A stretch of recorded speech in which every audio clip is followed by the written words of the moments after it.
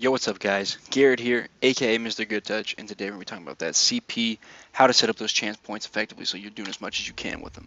Okay, today we're going to be talking about CP, so let's get straight into it. Let's go to redistribute, okay, and let's do this.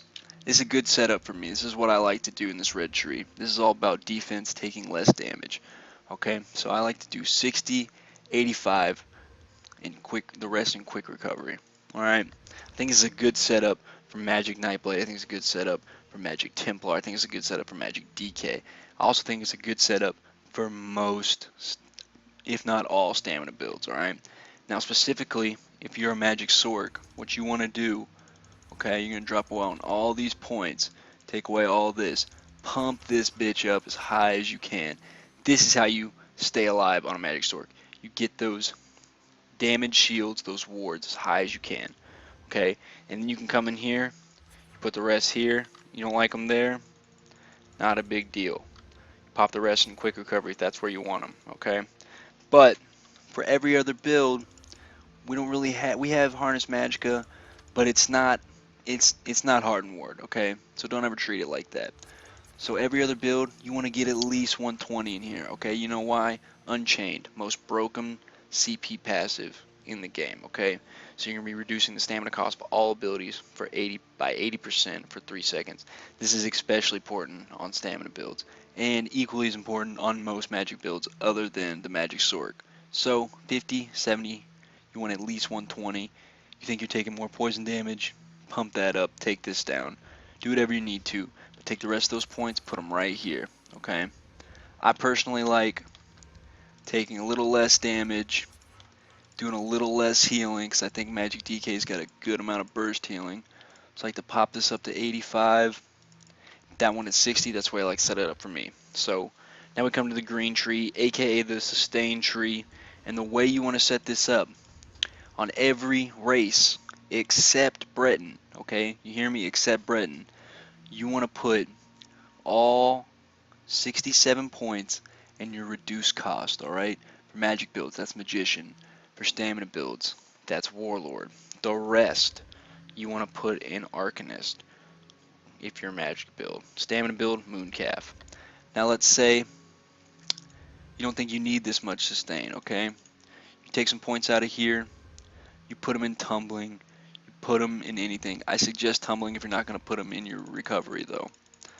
And the reason we don't put any more than 67 here for every race except Breton is because after 67 points, there starts to be diminishing returns. What that means is you're not getting as much as it's saying. Okay, so it's not going to be reducing the cost of spells as much as it's saying. So at 67, we stop putting points in. For Breton specifically, no more than 62. No more than 62 because of that passive that reduces ability costs. Alright, magic ability costs specifically.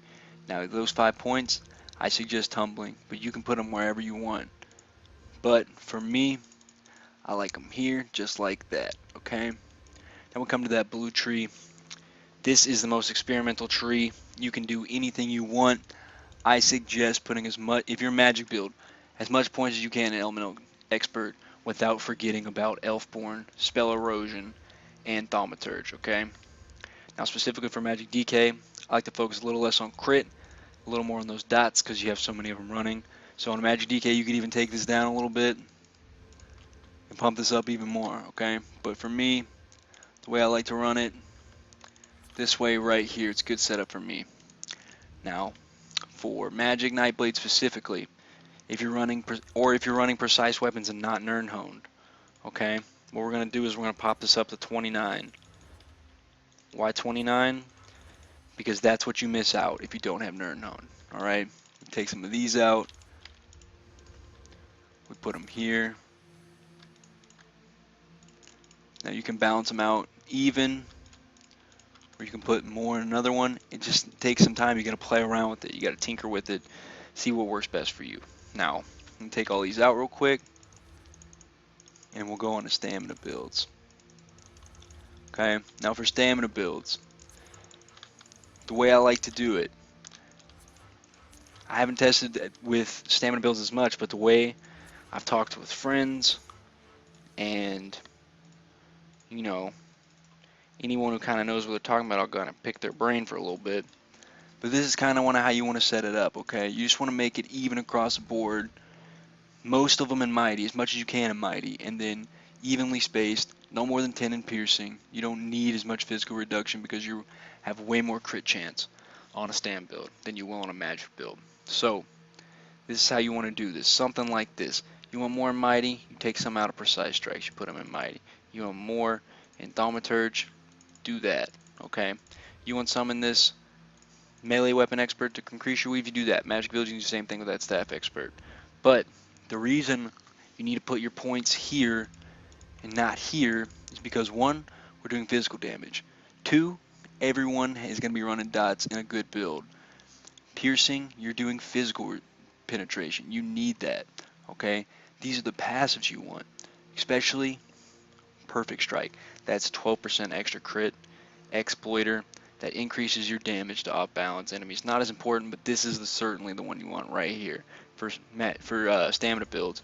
And for magic builds, this is the one you want right here. You got to get that spell precision. You need that extra 12% crit. It's free. Take it. Get it. You need it. All right. Now the rest is really up to you. You know, you need to tinker with this. You need to get to that boy Ninglineth, and you need to test it out and figure it out how it goes for you. You like something completely different? You like doing this right here, pumping this up to 100, and putting the rest in thaumaturgy, you think that works best for you, that's fine. Just make sure you're testing it and make sure you have results to back it up. Just don't do it because you want to be different. And if you do want to do it because you're different, by all means do it. But at the same time, these videos and these video series are to help you do as much DPS as you possibly can. So make sure you're testing things, make sure you have something to back it up, make sure you have some results, and you have reasoning behind what you do. That's the way you become effective when you're making builds. That's the way you become effective with your CP, your skill setups, all that. So make sure you're doing stuff like that. Now, if you like this video, make sure to comment. You got something to say, comment. If you just want to say hi, same thing. If you like, share, do whatever you can, but make sure you come back. I'll see you guys next time.